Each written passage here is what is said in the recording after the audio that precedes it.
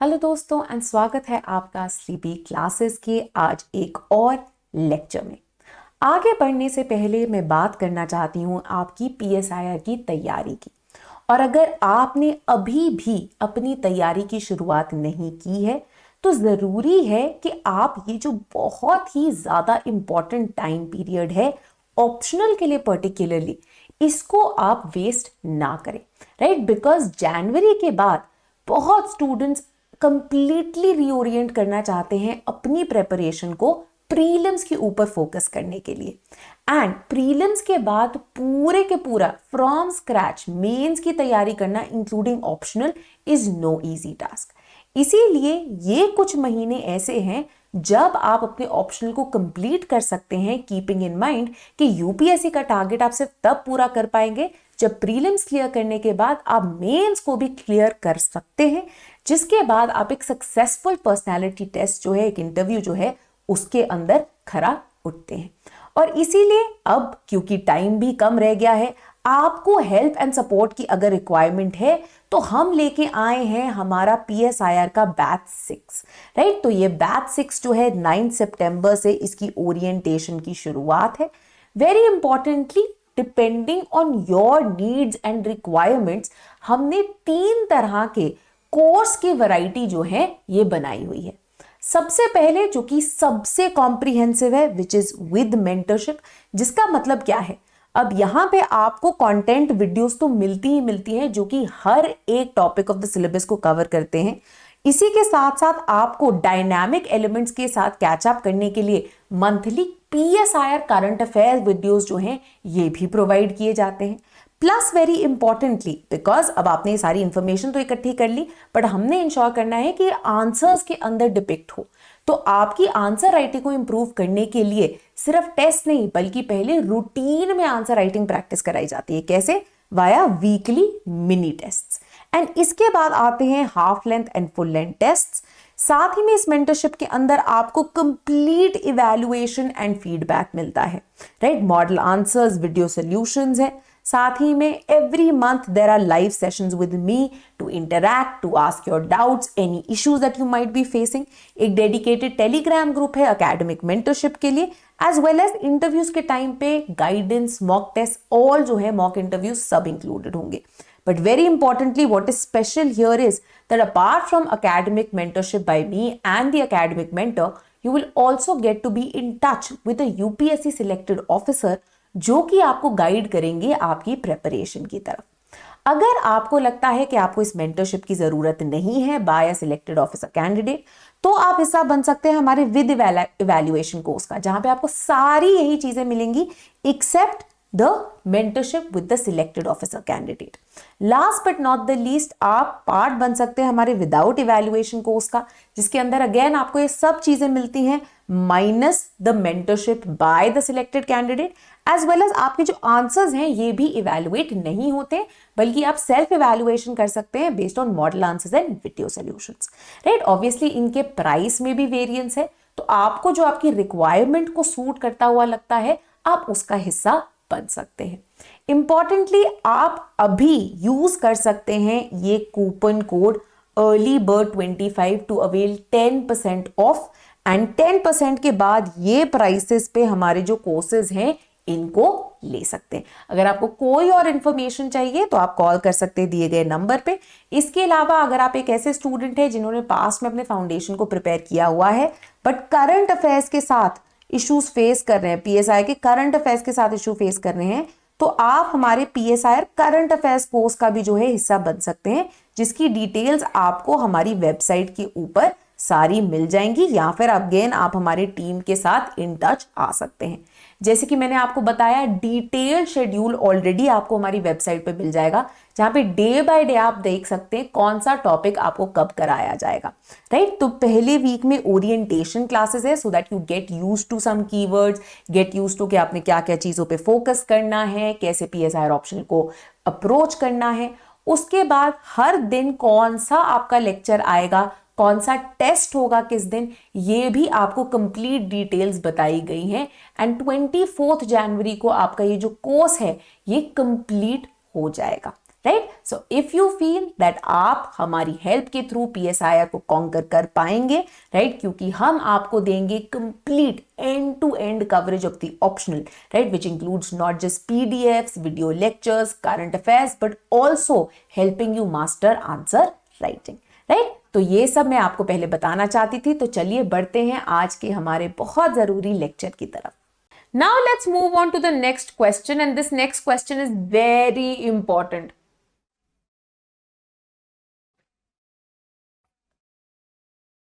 Now, बहुत time से हमें पता है कि the region of Indo Pacific एक नया ग्लोबल या जियोपॉलिटिकल जो है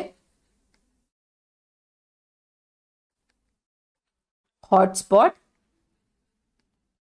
बन गया, ठीक है, जहां पे हमें देखने को मिल रही है great power rivalry at work, right. तो ये ग्रेट पावर राइवलरी, यहाँ पे US भी है, यहाँ पे जापान भी है, यहाँ पे आसियान की कंट्रीज भी इन्वॉल्व हैं, यहाँ पे इंडिया भी है, यहाँ पे ऑस्ट्रेलिया भी है, मल्टीपल कंट्रीज एक दूसरे के साथ यहाँ compete कर रही हैं। Now very importantly, over time we have also come to realise कि एक जो वाइटल इंपॉर्टेंस है इस पूरे रीजन की इकोनॉमिकली एज वेल, ये पहले भी हमें पता था बट कई बार हम इसे इग्नोर कर देते हैं, उसके चलते हुए भी इंडिया के लिए ये पूरा रीजन बहुत जरूरी है। अब क्वेश्चन क्या कहता है? Question asks you to examine the increasing significance, मतलब सिग्निफिकेंस इंपॉर्टेंस बढ़ता जा रहा है किसका? मैरिटाइम सिक्योरिटी का। किसमें? इंडिया की फॉरेन पॉलिसी के अंदर। तो आपका पहला कीवर्ड क्या है? ये है मैरिटाइम सिक्योरिटी, एंड दूसरा कीवर्ड है इंडिया की फॉरेन पॉलिसी।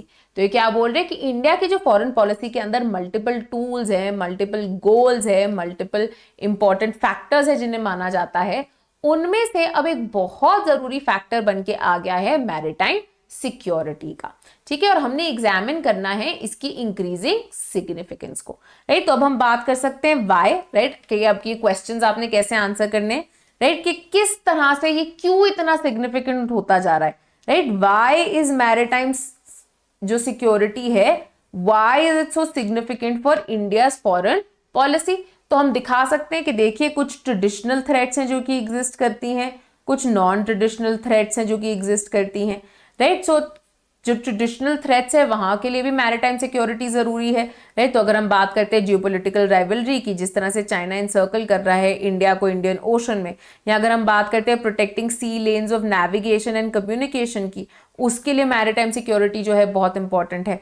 वहीं पे अगर हम नॉन ट्रेडिशनल थ्रेट्स की भी बात करते हैं, प्रॉब्लम्स एग्जिस्ट करती हैं बहुत सारी, राइट। सो फॉर एग्जाम्पल अगर हम बात कर ले प्रॉब्लम्स ऑफ पायरेसी की, right, problems of maritime terrorism की, या फिर अगर हम बात कर ले पायरेसी टेररिज्म, या फिर इस सस्टेनेबिलिटी इन्वायरमेंटल पोल्यूशन जो है उसके कारण जो थ्रेट्स आ रही हैं, या फिर अगर हम बात कर सकते हैं इन्वायरमेंटल थ्रेट्स के अलावा also of issues like natural disasters,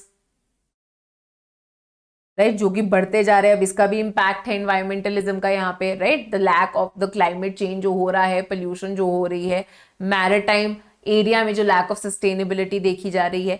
तो अब ये क्या है? ये नॉन ट्रेडिशनल थ्रेट्स हैं, राइट। तो इन सभी के साथ डील करने के लिए मैरिटाइम सिक्योरिटी एक इंपॉर्टेंट प्रेमाइस बनता जा रहा है इंडिया फॉरेन पॉलिसी के अंदर, ठीक है। तो अब हमने देख लिया क्यों जरूरी है। नेक्स्ट अब हमने बताना है कि किस तरह से इंडिया इस चैलेंज के ऊपर खरा उतर रहा है।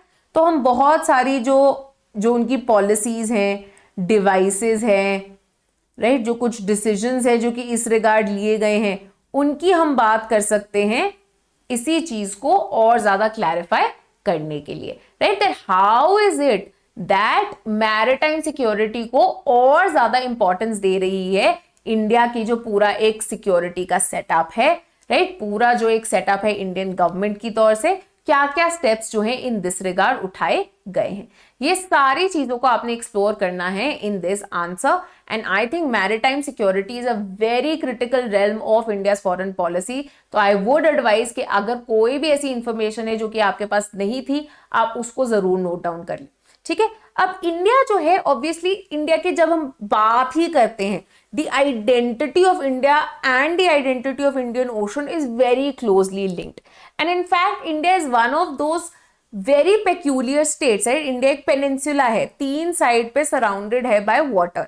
इंडिया की ज्योग्राफिकल लोकेशन ऐसी है कि इतनी लंबी कोस्ट लाइन के साथ, राइट, ये एक मेजर पोजीशन एंजॉय करता है on the brink of, on the edge of the Indian Ocean. However, the sad part is that despite having such a rich maritime history, अगर हम contemporary इंडिया की बात करें तो a lot of time हमारा major focus जो रहा है वो overland या फिर जो land के frontiers हैं वहां पे जो है हमारा मेन फोकस रहा है, और हमने उतना ज्यादा एक्सप्लोर नहीं किया है मैरिटाइम डोमेन को, मैरिटाइम सिक्योरिटी के रेल्म को। इनफैक्ट 1940s itself के अंदर historians like K.M. Panekar had underlined the importance of Indian Ocean for India.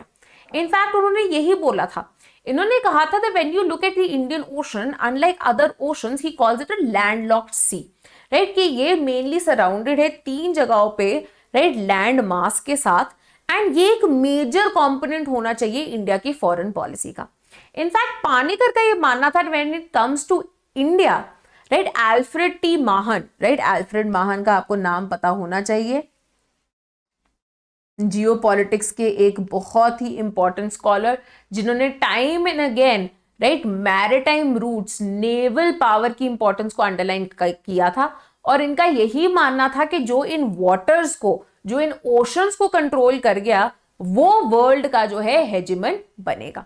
तो उसी तरह से पानेकर का ये मानना है कि इंडिया अगर अपनी रीजनल सुप्रीमेसी को मेंटेन करके रखना चाहता है, this will be intimately linked to being able to control the domain of Indian Ocean region as well, right? Therefore he says that following this track of Mahan, maritime security should be a key area of interest as far as India's foreign policy is concerned.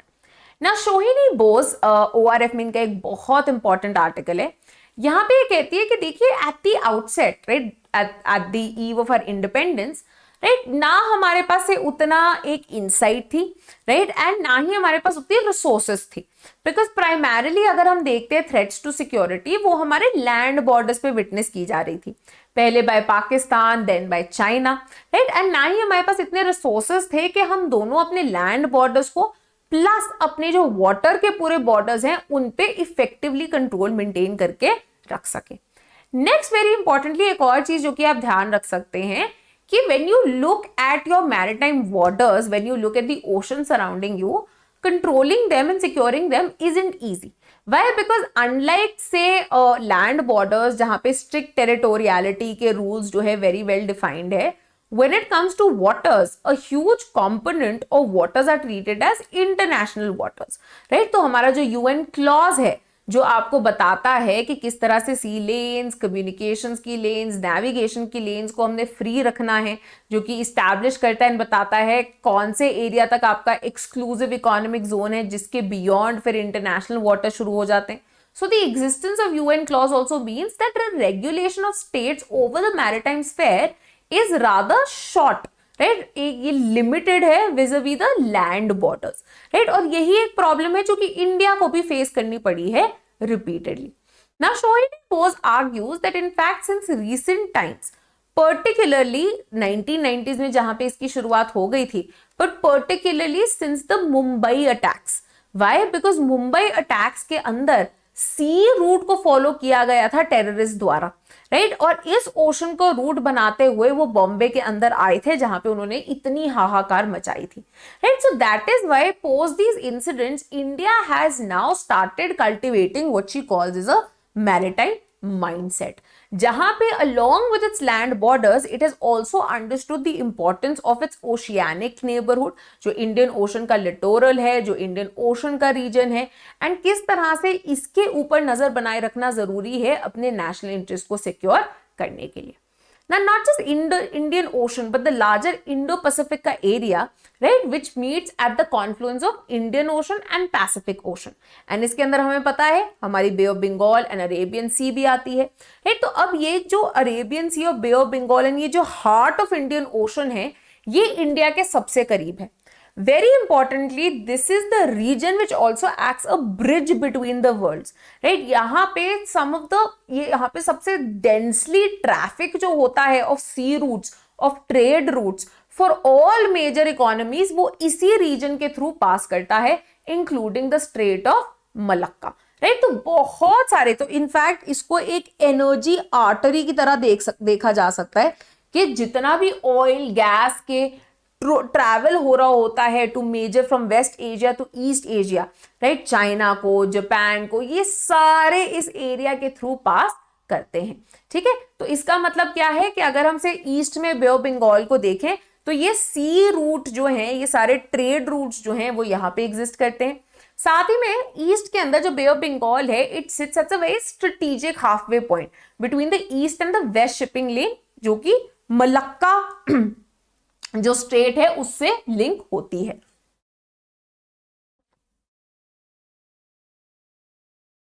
Right. और इसको पास करते हुए आप आगे Pacific Ocean के through North America के साथ भी लिंकेजेस कर सकते हैं। Very importantly, if you look at this area as well, it is very rich in energy, it is very rich in hydrocarbon reserves also, oil gas के बहुत reserves हैं। It is home to what they believe is almost 40% of world's hydrocarbon reserves, therefore energy security के लिए भी, including India की energy security के लिए बहुत ज़्यादा ज़रूरी है। Now, underlining the need for focusing on maritime security, Admiral Arun प्रकाश क्या कहते हैं? ये कहते हैं इंडिया को हम बुलाते पेनिनसुला है, बट इंडिया ऑलमोस्ट एक आइलैंड है as far as trade is concern. क्यों? क्योंकि अब ऊपर को अगर आप देखते हैं, जो हमारे लैंड बॉर्डर्स हैं, राइट, यहाँ पे हिमालयाज हैं, यहाँ पे डेंस फॉरेस्ट हैं, ईस्ट में रिवर्स हैं, तो बहुत डिफिकल्ट टेरेन है, ठीक है। तो इसीलिए गुड लैंड जो रीजनल कनेक्टिविटी है वो उतनी हमारी नहीं बन पाई है। इवन तो इंडिया अब हार्बर कर रहा है ambitions of north south trade corridor, हमने BBIN कॉरिडोर की हमने जो है बात की है, बट अभी भी ये जो रीजनल कनेक्टिविटी है बहुत लिमिटेड है, विच इज वाई इंडिया का बल्क ऑफ ट्रेड जो है वो सी रूट के थ्रू होता है, राइट। तो और इंडिया का पोस्ट इंडिपेंडेंस यही जो एक ग्लोबल मर्केंटाइल ट्रेड का शेयर है वो बढ़ा भी है, and it now constitutes 41% of our GDP. And very importantly, हमारी अगर हम ट्रेड की भी बात करें, 77% of our trade by value, right, मतलब पैसे के हिसाब से वैल्यू के हिसाब से 77% ऑफ आर ट्रेड। एंड अगर हम वॉल्यूम की बात करें, वेट की बात करें, राइट, तो 90% of the volume of our trade is carried by sea. तो ये हाईलाइट करता है, राइट, ये हाईलाइट करता है जो इंक्रीजिंग सिग्निफिकेंस है मैरीटाइम सिक्योरिटी की for even economic and trade stability in India.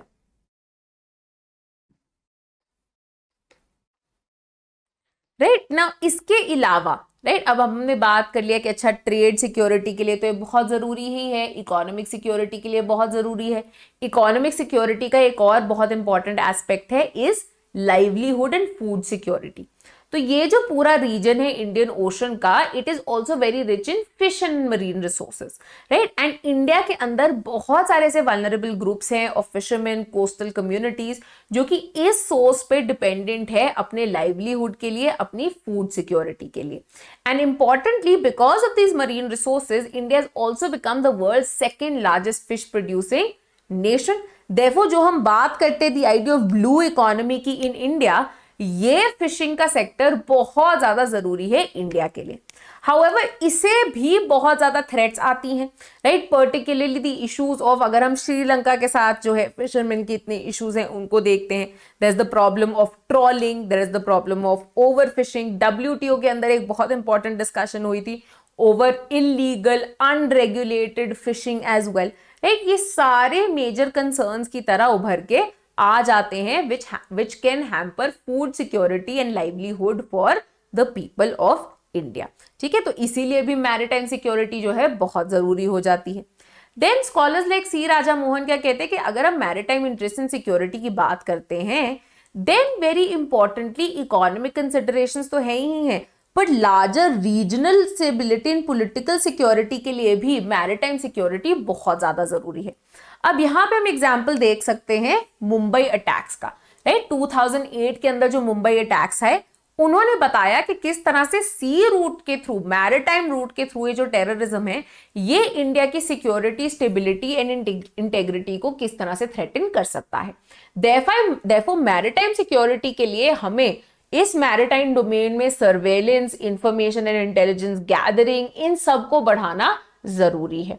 साथ ही में इसी मैरिटाइम सिक्योरिटी के ऊपर देयरफॉर काम करते हुए इंडिया ने क्या किया, अपनी इंडियन मैरिटाइम डॉक्ट्रिन के अंदर मैरिटाइम सिक्योरिटी को डिफाइन भी कर दिया है, जहां पे एक बहुत ही ओपन एंडेड डेफिनेशन उन्होंने रखी है, जहां पे इनके लिए maritime security means freedom from threat at और फ्रॉम द सी, मतलब any kind of threat, and this can be both your traditional और नॉन ट्रेडिशनल थ्रेट्स जो कि इधर एट सी आ जाए, सो एट सी जैसे कि प्रॉब्लम्स ऑफ पायरेसी इटसेट्रा, या फिर फ्रॉम सी जो आ रही हैं जैसे कि नेचुरल डिजास्टर्स इटसेट्रा, राइट। तो इन सब से हमने डील करना है, राइट। कोई भी ऐसी थ्रेट से जो है हमें फ्रीडम चाहिए, and that is exactly what maritime security is about, which is why maritime security is not just related to regional and political security, it is also including economic security, right, humanitarian response, ये सारे इसके अंदर आते हैं।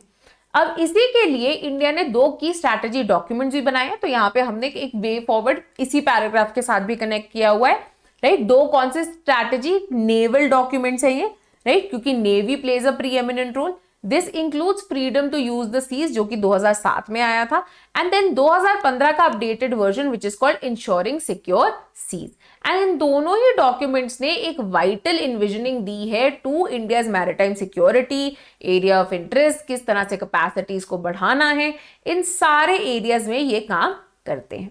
Now very importantly when we talk of regional and global security, right, India की maritime security दोनों ही regional and global security के साथ जुड़ी है, राइट। ये क्यों? Because now we have seen, जैसे कि हमने बात की थी कि जो एक main global platform of geopolitical rivalry है वो अब यूरोप, अटलांटिक से हटके इंडो पैसिफिक एरिया के अंदर जो है आ गया है। एंड यहां पे मेजर रीपोजिशनिंग, रिविजनिज्म जो है चल रहा है। सबसे पहले तो हम देख सकते हैं ऑब्वियसली एशिया के अंदर, राइट, जहां पे इंडिया का जो मैरिटाइम एनवायरमेंट है वो पर्टिकुलरली इंपैक्ट होता है चाइना के जो एम्बिशंस है, राइट, चाइना के जो एम्बिशंस है, एंड एक जो चाइना की नीड है to secure its own energy concerns, right, जो कि बहुत इंपॉर्टेंटली सफर करते हैं from the issue of what we call as Malacca dilemma. In fact इसे खुद ही जो एक फॉर्मर चाइनीज प्रेसिडेंट थे, राइट, हु जिनताओ, उन्होंने ही इसे कॉइन कर लिया था कि देखिए अगर किसी भी तरह से चाइना को कोई कंट्री कर्टेल करना चाहती है, all they have to do is block the Malacca strait, जिसके थ्रू चाइना जो कि एक ग्रोइंग इकोनॉमी है, उनके जो ऑयल इंपोर्ट्स यहां से आ रहे हैं वो सारे डिसरप्ट हो जाएंगे। And therefore to ensure its own security and safety, China एक स्ट्रॉन्ग फुटहोल्ड बनाना चाहता है Indian Ocean and Indo Pacific region में, and that is why there has been an increased competition amongst regional and non regional powers here, including countries like China, India, USA, Japan and Australia. Now China यहाँ पे क्या कर रहा है? China कुछ ऐसे steps उठा रहा है जो कि डायरेक्टली इंडिया की जो सिक्योरिटी है उसको हैम्पर करते हैं। एक सिक्योरिटी डिलेमा जो है ये क्रिएट हो रहा है in the Indian Ocean region, right, and this has been why because Belt and Road Initiative का string of pearls जो है बहुत ही इंट्रिंसिक हिस्सा है, right, जहां पे अपनी डिप्लोमेसी के थ्रू चाइना वो करने की कोशिश कर रहा है वेरियस रीजनल कंट्रीज को to be able to develop it's ports and other infrastructure जिसके थ्रू ये इनसर्कल एंड डीपन कर सके अपनी फुटहोल्ड को इन द इंडियन ओशन रीजन। ब्रह्मचलानी का भी यही मानना है। ब्रह्मचलानी who is an out and out realist, a very hawkish realist, ये कहते हैं कि ये जो थ्रेट है ये इंडिया को तो डायरेक्टली इंपैक्ट करती है, बल्कि जो regional and global trade and security है ये उसके लिए भी इंप्लीकेशंस होल्ड करती है, which is why India continuously invest कर रहा है in modernization, in आत्मनिर्भरता of its maritime vessels, right, including ships, etc., right, and advanced naval vessels, ताकि चाइना को ये काउंटर कर सके। ना ये तो कुछ ट्रेडिशनल थ्रेट्स थी which make maritime security very important। इसके अलावा there are also a number of non traditional threats, right. कौन सी है ये नॉन ट्रेडिशनल थ्रेट्स? सबसे पहले तो when we look at the Indian Ocean region, particularly आज के डे एंड एज में बहुत जरूरी हो जाता है। हमें पता है कि ये जो गाजा के अंदर कॉन्फ्लिक्ट चल रही है, उस गाजा कॉन्फ्लिक्ट के चलते हुए ट्रेड रूट्स के ऊपर बहुत इंपैक्ट आया है, right. Particularly those trade routes जो कि रेड सी से होके गुजरते हैं। वैसे ही रेड सी के इतने जो इलाके हैं, गल्फ ऑफ आदन हो गया, आपका जो हॉर्न ऑफ अफ्रीका का एरिया हो गया, ये सारे are very prone to threats like piracy, smuggling, terrorism etcetera, right. And अब गाजा का जवाब देने के लिए 2023 से ही हुतीज जो हैं, मिलिशिया ग्रुप ऑफ यमन, ये ईरान की बैकिंग के साथ क्या करने लगे हैं? They have started creating problems in the sea lanes of navigation in Red Sea, जहां पे आती जाती हुई शिप्स को ये हाईजैक कर लेते हैं, उनको अटैक करने की कोशिश करते हैं, which has ended up impacting both regional and global trade. And इसके कारण इंडिया का भी ट्रेड एंड एक्सपोर्ट, जो कि बहुत ज्यादा रिलाई करता है स्विस कनाल पे, रेड सी पे, राइट, ये बहुत ज्यादा इंपैक्ट हुआ है, because this is India's gateway to Europe, North Africa, आपका जो नॉर्थ अमेरिका है, ये सब यहीं के थ्रू जो है जाता है। तो आपके जो वेस्टर्न काउंटर पार्ट्स हैं, उन्होंने ऑपरेशन प्रॉस्पेरिटी गार्डियन करके शुरुआत उसकी कर दी है। India however hasn't joined it, because India की अपनी भी एक अंडरस्टैंडिंग है ईरान एटसेट्रा के साथ। Therefore India on its own, and India very importantly has been or has tried to take up this role of a net security provider in the region, and one of the ways in which it has tried to do the same is by trying to take on anti-piracy and anti-terrorism के बहुत सारे ऐसे measures. In fact INS Sumatra ने ही ऐसा एक काम भी किया था, जहां पे उन्होंने foil किया ऐसा एक attack also and the hijacking of a ship in 2024, ठीक है। तो इसीलिए ये एक पायरेसी एक मेजर नॉन ट्रेडिशनल थ्रेट है, जिसको काउंटर करने के लिए मैरिटाइम सिक्योरिटी की रिक्वायरमेंट है। Then obviously when we look at the Indian Ocean region and we talk of the holistic idea of maritime security, humanitarian and disaster relief operations are also an intrinsic part of maritime security. When we look at the Indian Ocean region and particularly the Bay of Bengal, ये world की hazard belt के ऊपर लाई करता है।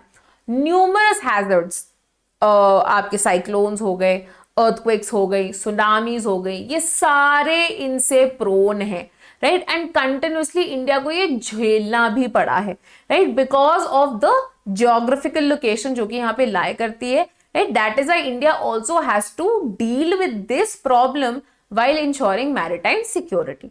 तो अब maritime security को ensure करने के लिए उन्होंने किया क्या है? जैसे कि हमने बात की थी पहले, तो दो वो डॉक्यूमेंट्स है जो कि इन्फॉर्म करते हैं इंडिया की मैरिटाइम विजन की, मैरिटाइम सिक्योरिटी की विजन को।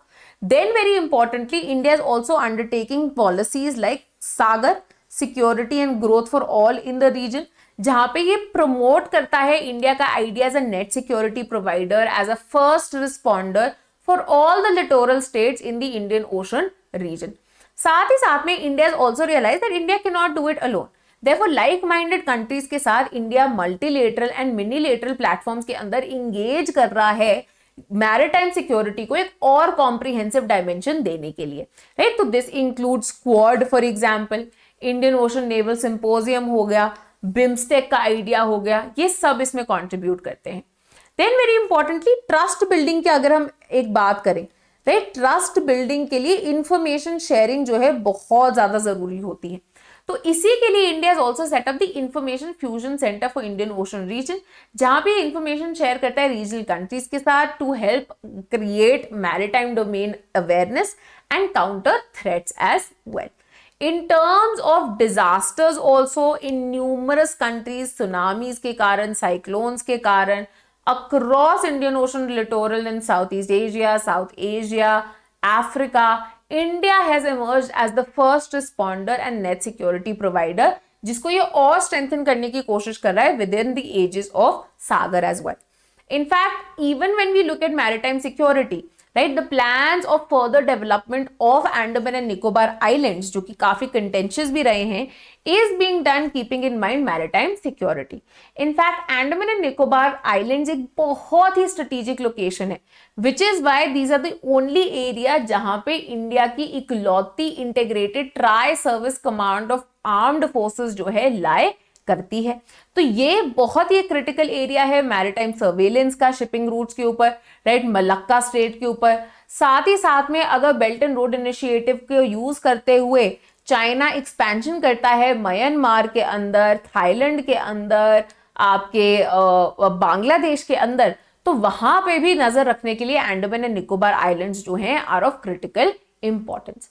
Now very importantly in ensuring maritime security, ये मिलिट्री ट्रेनिंग एंगेजमेंट्स तो हो ही रही हैं। In fact Indian navy itself has realised कि कैसे we have to up our game in the Indian Ocean region to ensure maritime security, which is why now to increase their presence they have gone down the route of what we call as mission based deployments, right? तो various missions के चलते हुए different regions and countries में ये deploy होते हैं, ये अपनी जो है कुछ टुकड़ियां भेजते हैं, right? So this is across 7 main areas of Gulf of Aden, Northern Arabian Sea, Lakshadweep के around, Maldives, Seychelles and Mauritius के पास, northern Bay of Bengal, Andaman and Nicobar islands and state of Malacca के पास। इसके अलावा very importantly India is also try to indulge in bilateral relationships and exercises with countries across South East Asia, western Pacific etcetera, जिनके साथ ये बहुत सारी exercises भी करते हैं, राइट, इंक्लूडिंग ऑस्ट्रेलिया के साथ, सिंगापुर के साथ मालाबार एक्सरसाइज जो होती है। साथ ही साथ में अगर हम वेस्ट में भी देखें कुछ countries, Greece, France, Spain, Egypt, Israel, इनके साथ भी हम नेवल एक्सरसाइजेस करते हैं। Now very importantly going beyond this military exercises, India जो है अपना डिप्लोमैटिक फुटप्रिंट भी इंक्रीज कर रहा है to contribute to diplomatic footprint also to contribute to our maritime security। and ये diplomatic footprint के अंदर वो port visits, bilateral interactions, operational exercises, technical support arrangements जिस तरह से हैं यूएस के साथ, जापान के साथ, उनको जो है और कर रहा है, और ऑपरेशनल एक्सरसाइजेस जैसे जो मिलन है जो कि 2015 से चल रहा है उसको इनकरेज कर रहा है, right. All in all India की जो इंडो पैसिफिक आउटरीच है एक मेजर अपॉर्चुनिटी है to expand its diplomatic footprint, particularly to add to maritime security का जो एक इन्वायरमेंट है and to ensure new strategic steps in ensuring maritime security as a part of India's foreign policy. ठीक है, तो अब हमने यहाँ पे दोनों ही चीजें देख ली। पहली चीज क्यों मैरिटाइम सिक्योरिटी इंपॉर्टेंट है, किस तरह से मैरिटाइम सिक्योरिटी के ना होने से हम traditional and non traditional threats जो है उन्हें फेस करते हैं, एंड इंडिया ने क्या क्या स्टेप्स उठाए हैं मैरिटाइम सिक्योरिटी को सिक्योर करने के लिए, वो भी हमें पता लग गया है।